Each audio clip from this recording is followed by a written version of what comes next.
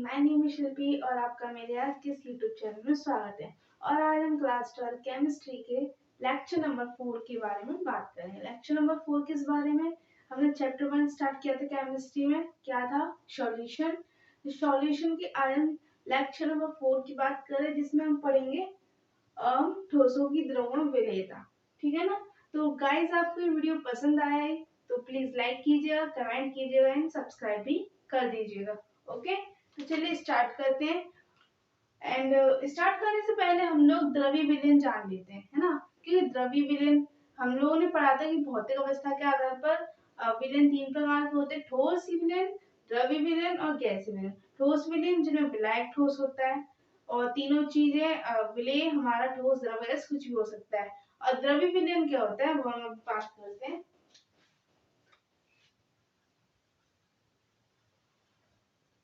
द्रव्य विलयन, द्रव्य विलयन वे विलयन होते हैं जिनमें विलायक हमारा द्रव होता है,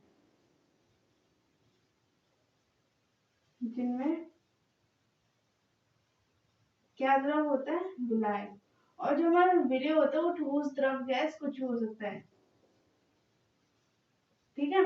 अब विलायक द्रव होगा तो इसके आधार पर तीन भागों में इसको बांट सकते हैं कि जिसमें विलायक द्रव होगा तो द्रव का हम ठोस के साथ मिक्सचर बना सकते हैं, द्रव का द्रव के साथ बना सकते हैं, द्रव का गैस के साथ भी बना सकते हैं। तो इसके 3 टाइप्स निकल आते हैं। कौन कौन से होते हैं वो? द्रव का ठोस में, द्रव का गैस में और द्रव का द्रव में। ठीक है ना? तो द्रव प्लस ठोस, है ना? द्रव प्लस द्रव एंड द्रव प्लस गैस। तो गाइस, ये तीनों ही आपको पढ़ने हैं अपने इस चैप्टर में। लेकिन आज हम किसकी बात कर रहे हैं? द्रव प्लस ठोस। ठीक है ना? द्रव और ठोस के बारे में। द्रव और ठोस के जब मिक्सचर को एक साथ मिलाते हैं तो क्या हो सकता है? और द्रव और ठोस का अगर हम नॉर्मली एग्जांपल ले रहे तो क्या ले सकते हैं? एग्जांपल ले सकते हैं H2O प्लस NaCl। H2O क्या होगा? हमारा द्रव हो गया। NaCl क्या होगा? हमारा ठोस हो गया। ओके ना? एंड द्रव द्रव की बात करें तो H2O प्लस अल्कोहल, है ना? ऐसा करके हो सकता है। तो द्रव्य विलयन जिनमें विलायक द्रव होता है। और हम बात करेंगे आज ओनली द्रव प्लस ठोस के बारे में। तो द्रव प्लस ठोस के बारे में जान लेते हैं, ये होता क्या है। ठीक है ना? तो द्रव में ठोस की विलेयता, है ना?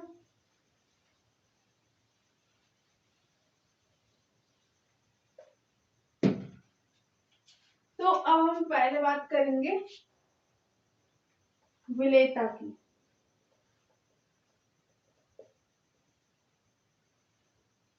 ठीक है? आखिर विलेयता होती क्या है? ठोस की, और इसके अंदर हम बात करेंगे ठोस की द्रव में विलेयता। किसकी निकाल रहे हैं? ठोस की निकाल रहे हैं। ठीक है ना? तो गाइस, विलेयता की अब हम बात करने वाले हैं और हम किसकी निकाल रहे हैं? ठोस की निकाल रहे हैं, किसमें? द्रव में, है ना? तो इसके लिए ना 2 मेथड्स हो सकते हैं। कितने मेथड्स हो सकते हैं? 2 मेथड्स हो सकते हैं। देयर आर 2 मेथड्स, है ना? पहला मेथड क्या होता है कि हमने ये बर्तन लिया, इसमें पानी भर दिया, ठीक है? कोई विलायक भर दिया, है ना? और ये कितना है? 100 ग्राम है। एक निश्चित मात्रा में ले लिया कि 100 ग्राम है और इसका तापमान क्या कर दिया हमने? निश्चित तापमान कर दिया, तापमान निश्चित कर दिया। ठीक है? अब जब इस निश्चित तापमान पर किसी ठोस पदार्थ को, इसमें ही ठोस पदार्थ मिला है, तो किसी निश्चित तापमान पर इस ठोस पदार्थ की जो मात्रा इस विलायक में या फिर इस 100 ग्राम विलायक में जो मिलाई जाएगी और जो वो उसमें पूर्णतः घुल जाएगी या विलय हो जाएगी, वही उसकी विलेयता होगी। अर्थात इसका मतलब है कि हम किसी विलायक में, विलायक हम कितना भी ले सकते हैं, उसमें हम विलय को इतनी मात्रा में घोल रहे हैं कि वो उसमें पूर्णतः विलय हो रही है, यानी पूरी तरह घुल जा रही है, वही उसकी विलेयता कहलाती है। इसके एग्जांपल के तौर पर हमने यहाँ पे 100 ग्राम विलायक लिया। 100 ग्राम विलायक में हम 30 ग्राम नमक घोल दें क्योंकि ठोस प्लस द्रव की बात हो रही, तो 100 ग्राम विलायक में जब 30 ग्राम नमक घोला जाएगा तो वो पूर्णतः विलय हो जाएगा। तो इस आधार पर हम क्या कह सकते हैं कि वो सिर्फ पूर्ण रूप से विलय है, यानी कि उसकी विलयता वह कहलाएगी। तो इस आधार पर आई होप आपको समझ में आ गया होगा। तो इस आधार पर हम इसकी डेफिनेशन भी बना सकते हैं। इसकी डेफिनेशन क्या बना सकते हैं कि निश्चित तापमान पर, यहाँ पे लिख देते हैं, यहीं पे लिख देना डेफिनेशन, निश्चित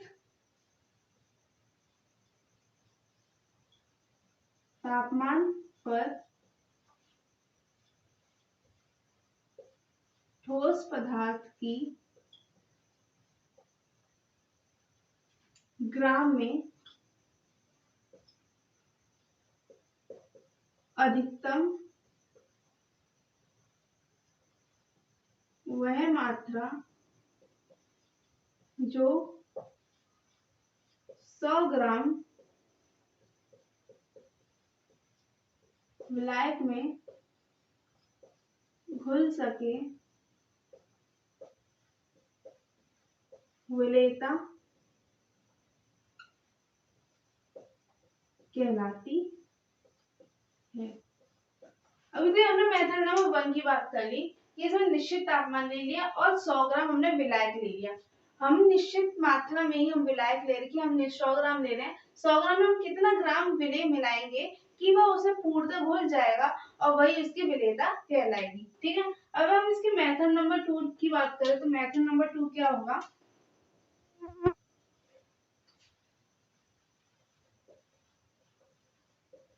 मेथड 2, इसमें क्या करते हैं, हम एक पॉट ले लेते हैं, इसमें हम अब क्या लेते हैं, अब हमने पहले लिया था 100 ग्राम विलायक लिया था, अब हम इसमें 1 लीटर विलेन ले लेते हैं। क्या ले लेते हैं, 1 लीटर विलेन।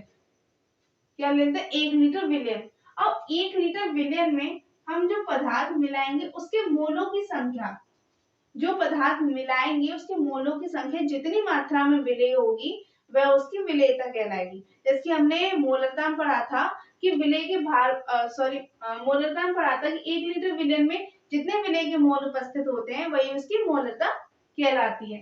तो यहाँ पे 1 लीटर विलेन दिया है हमने, और यहाँ पे एक और कंडीशन है कि निश्चित तापमान है। क्या है, तापमान निश्चित है। तो निश्चित तापमान पर इस जो 1 लीटर विलयन है, इस 1 लीटर विलयन में हमने विलेय के कितने विलेय के कितने मोल मिलाए या कितने मोल घुल जाए वो मिलाए कि वही उसकी विलेयता कहलाती है। तो इसमें क्या था कि इसमें 100 ग्राम विलायक दे देते और इसमें ग्राम में वह मात्रा मिला दे, इसमें वो पूर्णतः घुल जाएगा। अब हम इसमें 1 लीटर विलयन ले रहे, 1 लीटर विलयन में मोलों की संख्या कितनी मात्रा में हो जाए, अब उसके मोलों की बात हो रही है ना। मोल बराबर क्या होता है, एन, मोल को एन से डिनोट करते हैं, और एन बराबर क्या होता है, भार बटे अणुभार, है ना। तो इस आधार पर इसकी डेफिनेशन क्या बन जाएगी,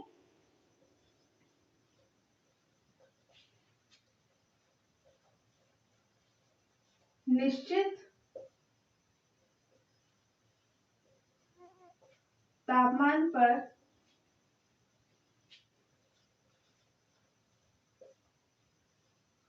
ठोस पदार्थ के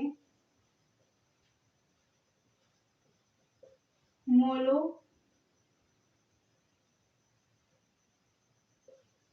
की वह संख्या जो 1 लीटर विलयन में घुल जाए या विलेय हो उसे विलेयता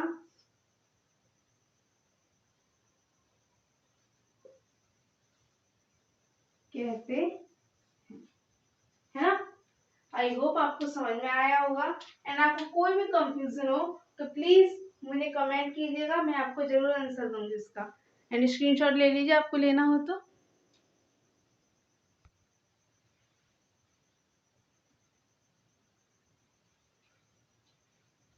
अभी हमने ठोस की द्रव में विलेयता की बात कर ली। अब हम ठोसों की विलेयता को प्रभावित करने वाले, ठोस की द्रव में जो विलेयता होती है उसको प्रभावित करने वाले कारकों की बात करते हैं। तो ठोस की विलेयता को प्रभावित करने वाले कारक,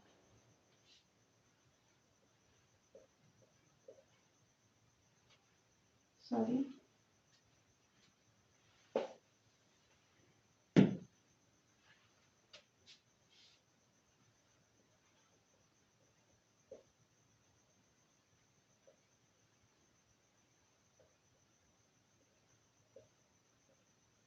वन मिनट गाइस।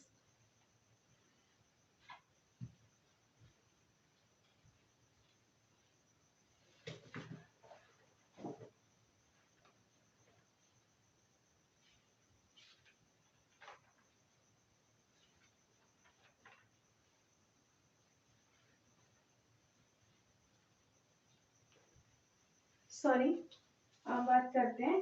हम बात कर रहे थे ठोसों की विलेयता को प्रभावित करने वाले कारक। तो ठोसों की विलेयता को प्रभावित करने वाले कारक, है ना गाइस। तो ठोसों की विलेयता को प्रभावित करने वाले कारक, तो ये ना तीन, मुख्यतः इसके तीन कारक होते हैं। मुख्यतः ये तीन तीन रूप से प्रभावित होती है। पहली होती है विलेय तथा विलायक की प्रकृति, सेकंड होता है ताप का प्रभाव, और थर्ड होता है दाब का प्रभाव। तो हम इसे फर्स्ट पढ़ने वाले हैं, विलेय तथा विलायक की प्रकृति, कि आखिर ठोस की जो विलेयता होती है वो विलेय तथा विलायक की प्रकृति पर कैसे निर्भर करती है।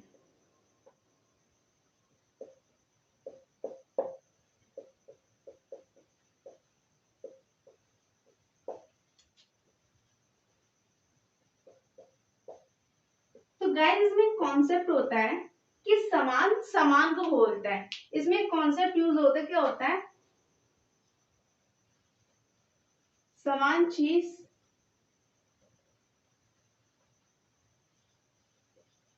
समान को बोलती है।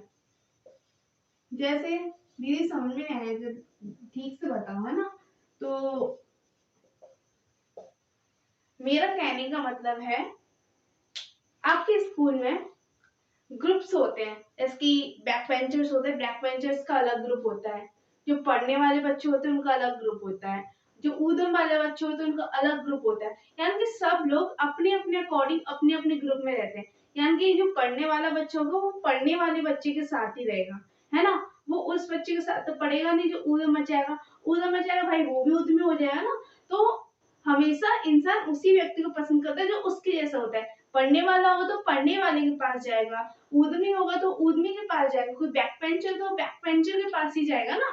तो इस ऐसा ही कॉन्सेप्ट इसमें यूज होता है कि समान समान को घोलता है। तो हम बात करते हैं ठोसों के विलेयता को प्रभावित करने वाले कारक, तो विलेयता तो विलायक की प्रकृति, तो मैंने कहा कि समान समान को घोलता है ना।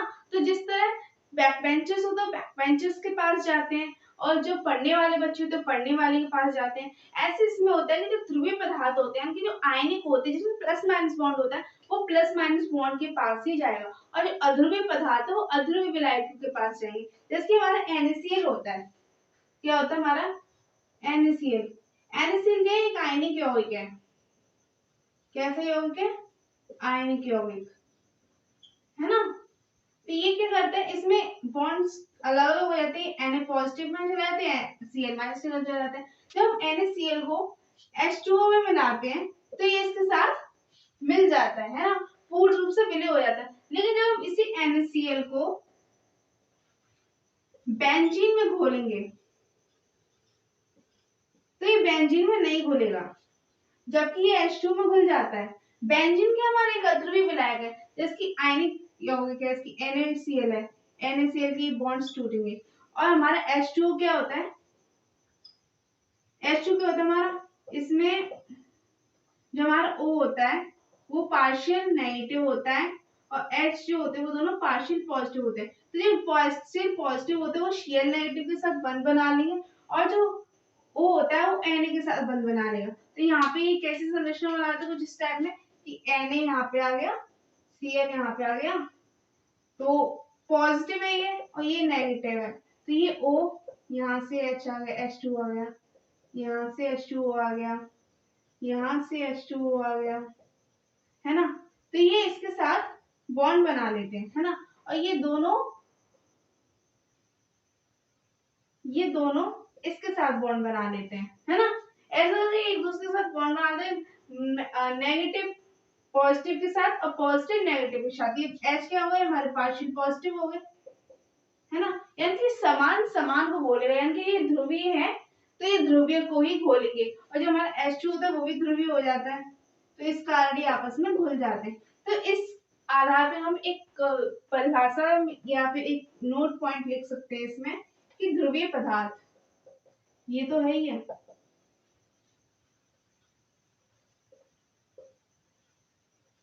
ध्रुवीय पदार्थ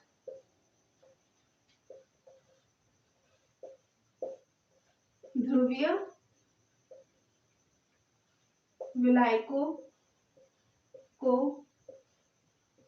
घोलते हैं, जबकि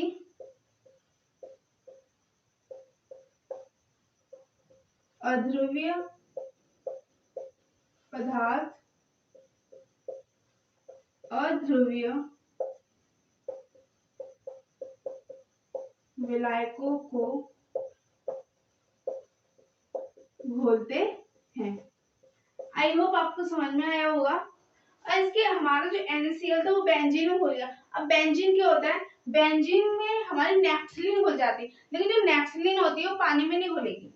नेफ्थलीन होती है वो बेंजीन में घुल जाती है, लेकिन क्योंकि वो दोनों अध्रुवीय हैं और ये दोनों ये आयनिक हो गए अध्रुवीय हो, तो ये आपस में कैसे घुलेंगे, नहीं घुलेंगे ना। तो ऐसे कॉन्सेप्ट यहाँ पर आई होप आपको ये समझ में आया होगा। एंड कोई भी दिक्कत हो तो प्लीज कमेंट जरूर कीजिएगा।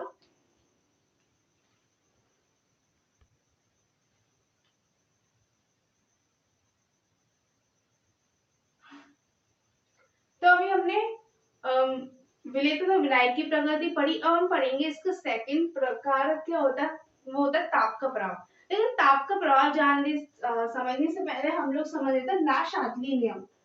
अगर ये ला शातली नियम क्या होता है ना।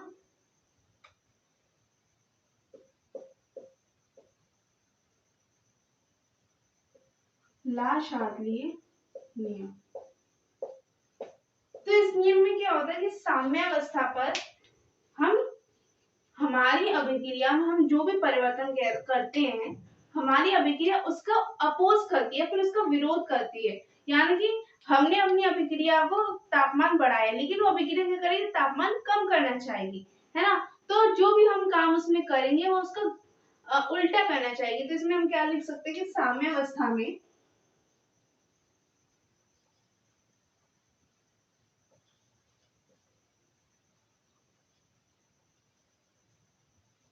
अभिक्रिया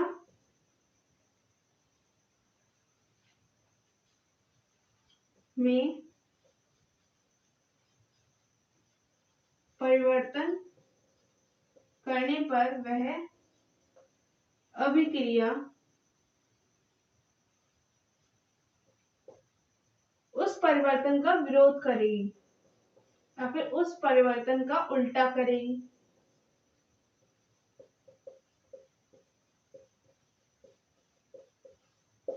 है ना। आपको समझ में आ गया होगा कि साम्यावस्था में अगर हम अपनी अभिक्रिया में कोई परिवर्तन जो उसका तापमान बढ़ा रहे हैं तो अपना तापमान कम करेगी, और हम उसमें अपना तापमान कम कर रहे हैं तो अपना तापमान बढ़ाएगी, साम्यावस्था पर ला शातली नियम के अनुसार, है ना। तो अब हम बात करते हैं ताप के प्रभाव की, या फिर ताप का प्रभाव किस अकॉर्डिंग पड़ता है। तो हमारी सेकेंड हेडिंग होगी ताप का प्रभाव। देखो गाइस, ताप का प्रभाव तो किसी भी अभिक्रिया में अगर ताप के प्रभाव की बात करें तो उसमें दो टाइप में हो सकता है। एक तो ऊष्मशोषी अभिक्रिया होगी और एक ऊष्मक्षेपी अभिक्रिया होगी। ऊष्मक्षेपी अभिक्रिया क्या होगी कि उसमें ऊष्मा मुक्त होगी, और ऊष्मशोषी अभिक्रिया क्या होगी कि वो ऊष्मा को अवशोषित करेगी, है ना। तो हम इसको दो पार्ट में डिवाइड कर देते हैं, पहले ऊष्मक्षेपी और दूसरा ऊष्मशोषी। ऊष्मा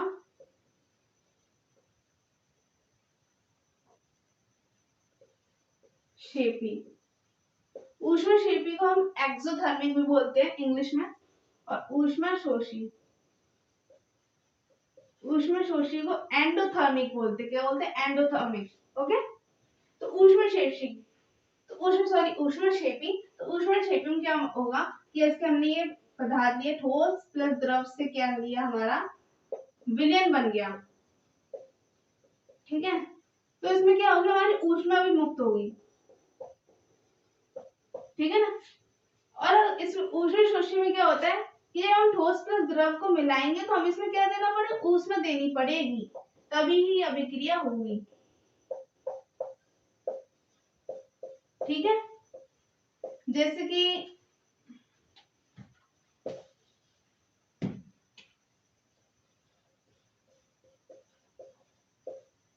कि आपने पानी है, पानी के अंदर नमक को घोला है ना, तो नॉर्मली घुल जाता है, उसमें हमें कोई ऊष्मा नहीं देनी पड़ती है ना। लेकिन अगर हम चीनी जैसे हम चाशनी बनाते हैं, तो चाशनी में क्या करते हैं कि ज्यादा मात्रा में चीनी डाल देते हैं और उसमें पानी मिलाते हैं। तो जब उन दोनों को मिलाते हैं तो हम उसमें हीट देते हैं, तभी तो उसकी चाशनी बनती है, क्योंकि उसमें चीनी की मात्रा थोड़ी ज्यादा हो जाती है।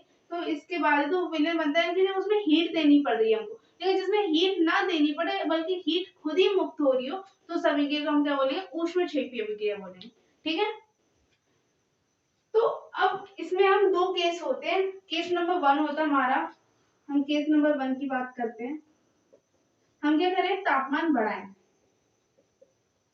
तापमान में ग्रोथ करें। तो तापमान में हम ग्रोथ करेंगे तो क्या होगा, हमारी अभिक्रिया में परिवर्तन होगा। तो अभिक्रिया तापमान को कम करना चाहिए। क्या करना चाहिए, ला शास्त्री नियम के अनुसार अभिक्रिया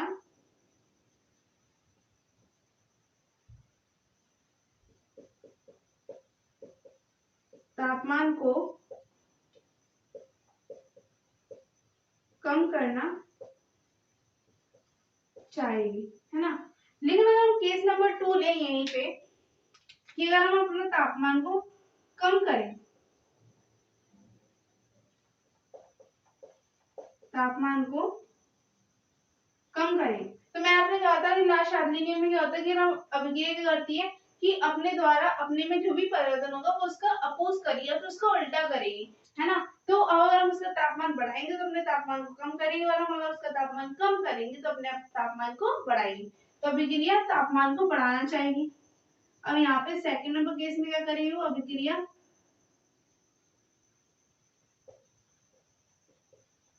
तापमान को बढ़ाना चाहिए, है ना। तो अभिक्रिया तापमान कम करना चाह रही है, तो देखो गाइस, हम यहाँ से इस साइड में जा रहे हैं, यहाँ से इस साइड में जा रहे हैं, तो हमारी ऊष्मा में क्या होगी, वृद्धि हो रही है। लेकिन अगर हम इधर से इधर की साइड में आए तो हमारी ऊष्मा क्या होगी, ऊष्मा कम होगी, क्योंकि जब ठोस प्लस द्रव को मिला रहे तभी तो हमारी ऊष्मा मुक्त हो रही है, लेकिन उससे पहले ऊष्मा मुक्त हो ही नहीं। तो इसमें अगर हम तापमान बढ़ा रहे हैं, तो तापमान कब बढ़ेगा, जब हम ठोस प्लस द्रव को मिलाएंगे तो उससे ऊष्मा मुक्त होगी। तो हम जब इधर की साइड जाएंगे, यानी दाएं हाथ की साइड जाएंगे, तभी तो हमारी अभिक्रिया बढ़ेगी। लेकिन अभिक्रिया क्या कर रही है लास्ट शास्त्रीय नियम के अनुसार, कि वह अपनी अभिक्रिया तापमान को कम करना चाहिए, क्योंकि उसका विरोध कर रही है। विरोध कर रही है तो अगर वो तापमान कम करना चाहिए अभिक्रिया लास्ट शास्त्रीय नियम के अकॉर्डिंग, तो बाएं हाथ की तरफ, बाएं हाथ की मतलब इधर की तरफ जाएगी। तो ये अभिक्रिया कैसे होगी, अग्र अभिनत होगी। कैसी होगी, अग्र अभिनत। इस अभिक्रिया की दिशा क्या होगी, अग्र अभिनत होगी, यानी कि अग्र दिशा में जाएगी। सॉरी, अग्र अभिनत नहीं, अग्र दिशा में जाएगी। तो तापमान बढ़ाएंगे, अभिक्रिया तापमान कम करना चाहिए। तापमान बढ़ा रहे हैं तो हमें दाएं हाथ की साइड जाना चाहिए, लेकिन अभिक्रिया क्या चाह रही है, तो तापमान को कम करें। तापमान कम करें तो हमें इधर आना पड़ेगा। तो ये अभिक्रिया कैसी होगी, अग्र अभिनत होगी, यानी कि अग्र दिशा में होगी। तो अभिक्रिया की दिशा क्या होगी, अग्र दिशा में होगी, है ना। हम क्या करें, तापमान कम करना चाहते, तो हमें बाएं हाथ की तरफ आना है। लेकिन अब हम ये चाह रहे हैं तापमान को बढ़ाएं, लेकिन हम तापमान को बढ़ाएंगे तो हमें दाएं हाथ की तरफ जाना पड़ेगा, यानी कि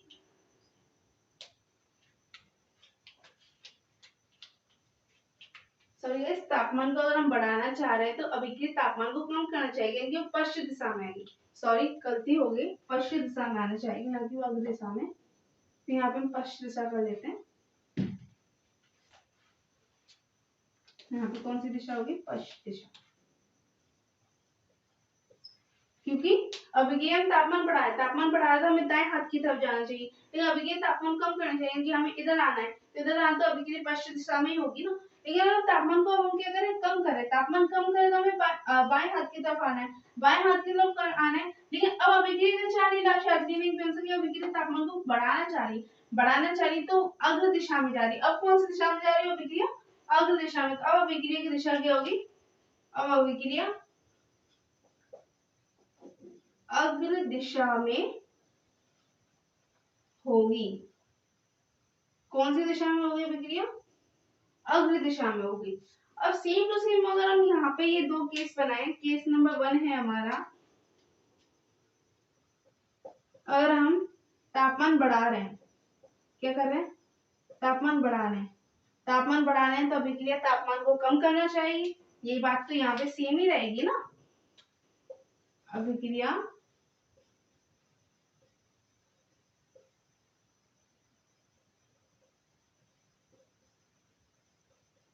तापमान कम करना चाहिए, है ना। और अगर हम केस नंबर 2 लें, हम तापमान को कम कर रहे हैं तो अभिक्रिया तापमान को बढ़ाना चाहिए।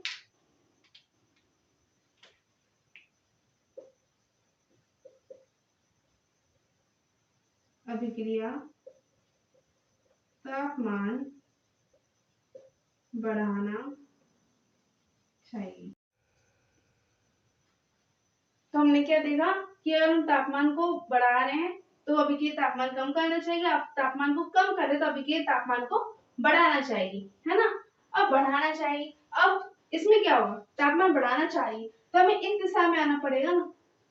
देखो, ठोस प्लस द्रव को मिला रहे तब उसमें ऊष्मा देनी पड़ रही है ना। ऊष्मा दे रहे हैं तो हम ऊष्मा इसी दिशा में तो दे रहे हैं कि जब वो उत्पाद नहीं बना है उससे पहले तो उसमें अभिकारक में ऊष्मा दी जा रही है, तो अभिकारक या हमें ऊष्मा और अधिक बढ़ानी है, तो ऊष्मा को और अधिक बढ़ाना है तो अभिक्रिया बाएं दिशा में जानी चाहिए, बाएं दिशा में जानी चाहिए ना। लेकिन अभिक्रिया अब क्या कर रही है? तापमान को कम करना चाहिए, तापमान कम करना चाहिए तो हमें इस दिशा में जाना पड़ेगा, है ना, इस दिशा में जाना पड़ेगा। तो हम हमारी अभिक्रिया क्या होगी? अग्र दिशा में होगी। कैसी दिशा में होगी? अग्र दिशा में। देख रहे हो क्या मजे मजे ले रही है ना, ऐसी मजे लेती है अभिक्रिया, बट कोई ना। तो अब ये क्या करें? तापमान को बढ़ाना चाहिए, तापमान बढ़ाना चाहिए तो बाएं दिशा की तरफ जाएगी। लेकिन अब ये तापमान लास्ट शब्द लिंगन से अभिक्रिया क्या करेगी? तापमान कम करना चाहिए, तापमान कम करना चाहिए तो अभिक्रिया उधर दिशा जाएगी, यानी अभिक्रिया की दिशा क्या होगी? अग्र दिशा में होगी। और यहाँ पे क्या हो रहा है? तापमान वह कम कर रही है। अब क्या करिए? अभिक्रिया तापमान को कम कर रही है तो अब अभिक्रिया क्या चाहेगी? लास्ट शब्द लिंग अभिक्रिया तापमान बढ़ाना चाहिए, तापमान कम करे तो दाएं दिशा में जाएगी, लेकिन अब तापमान को बढ़ाना चाह रही है। क्या कर रही है? बढ़ाना चाहिए तो अब अभिक्रिया क्या होगी? पश्चिम दिशा में होगी। कौन सी दिशा में होगी? पश्चिम दिशा में।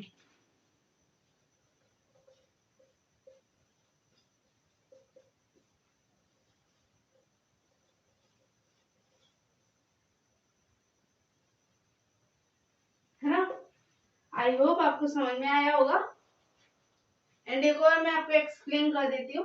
हमने पहला पढ़ा ठोसों की विलेयता प्रभावित करने वाला विलेयता लाइट की प्रगति, विलेयता लाइट की प्रगति में हमने पढ़ा कि समान समान को बोलेगा, है। अब हम पढ़ रहे ताप का प्रभाव। ताप के प्रभाव में हमने पहले एक नियम पढ़ा था, लाशात्री नियम। आखिर वो नियम क्या होता है कि साम्य अवस्था पर किसी भी अभिक्रिया में कोई भी परिवर्तन करे तो अभिक्रिया क्या करेगी? वो उस परिवर्तन का अपोज करेगी, उसका परिवर्तन का उल्टा करेगी। तापमान बढ़ाएंगे तो अभिक्रिया का तापमान कम करना चाहिए। सेम टू सेम वही चीज यहाँ पे अप्लाई होती है कि यहाँ पे हम ताप का प्रभाव पढ़ रहे हैं, तो ताप के प्रभाव में दो चीजें होती है, एक अभिक्रिया ऊष्मक्षेपी होगी, अभिक्रिया ऊष्मशोषी होगी। तो ऊष्मक्षेपी अभिक्रिया में ठोस प्लस द्रव को जब आपस में मिलाते हैं तब विलयन बनता है, और ऊष्मक्षेपी अभिक्रिया ऊष्मा मुक्त होती है तो यहाँ ऊष्मा मुक्त होगी। और यहाँ पे ठोस प्लस द्रव में जब हम ऊष्मा दे रहे हैं उसमें तभी तो ऊष्मशोषी अभिक्रिया, तब उसे विलयन बन रहा है। तो जब हम यहाँ पे तापमान बढ़ा रहे हैं, तापमान बढ़ाए तो अभिक्रिया का तापमान बढ़ाएंगे तो वो बाएं दिशा में जानी चाहिए। लेकिन लास्ट अभिक्रिया चाहिए तापमान को कम करना चाहिए, तो तापमान कम करना चाहिए तो बाएं दिशा की तरफ जाएगी, है ना, इधर की साइड जाएगी। यानी कि तापमान बढ़ा रहे तो हमें इधर आना है, लेकिन वो तापमान कम करना चाहिए तो वो इस दिशा में जा रही है, यानी कि अपनी अभिक्रिया का उल्टा कर रही है ना। तो ये पश्चिम दिशा में हो जाएगी अभिक्रिया। अब ये तापमान को बढ़ाना चाह रही, सॉरी तापमान को कम करना चाहिए केस नंबर 2 में। तापमान को कम करना चाहिए तो बाएं दिशा में जाएगी, है ना, क्योंकि इधर की तरफ भी तो तापमान कम होगा, इसका ऊष्मा इधर की साइड बढ़ रही है, इधर की साइड तो कम होगी, तो तापमान कम होगा तो अभिक्रिया क्या चाह रही है, तापमान को बढ़ाना चाहिए। तापमान को बढ़ाना चाहिए तो अग्र दिशा में हो, तो अभिक्रिया दिशा क्या हो जाएगी, अग्र दिशा हो जाएगी। और हमने पढ़ा ऊष्माशोषी अभिक्रिया।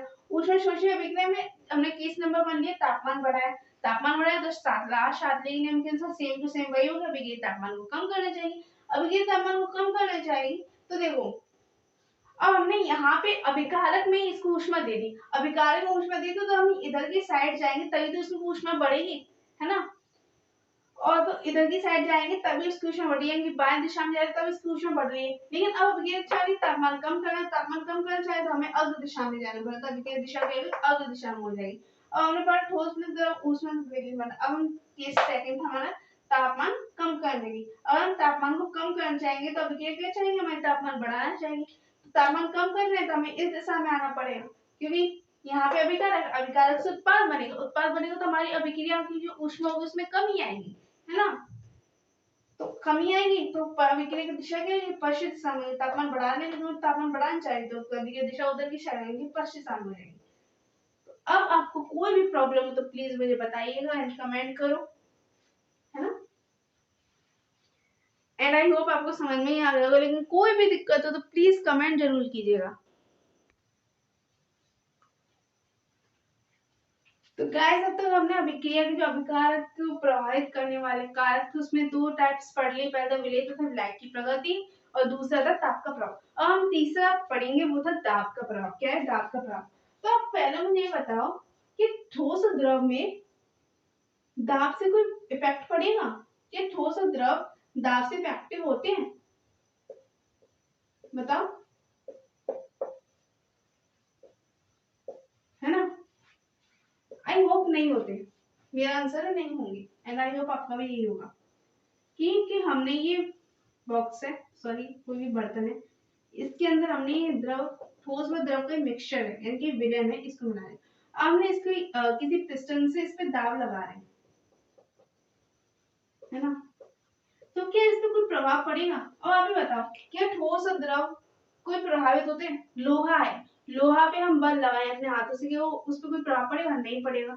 और सेम टू सेम द्रव होते हैं, कि पानी होता है, पानी में अगर हम उसको दबाएं कि पानी दबता है, नहीं दबता ना, क्योंकि ठोस और द्रव क्या होते हैं, असंपीड होते हैं, तो ठोस और द्रव असंपीड होते हैं, तो इसमें दाब का तो कोई प्रभाव पड़ेगा ही नहीं, तो साधारण में हम क्या कह सकते हैं, क्योंकि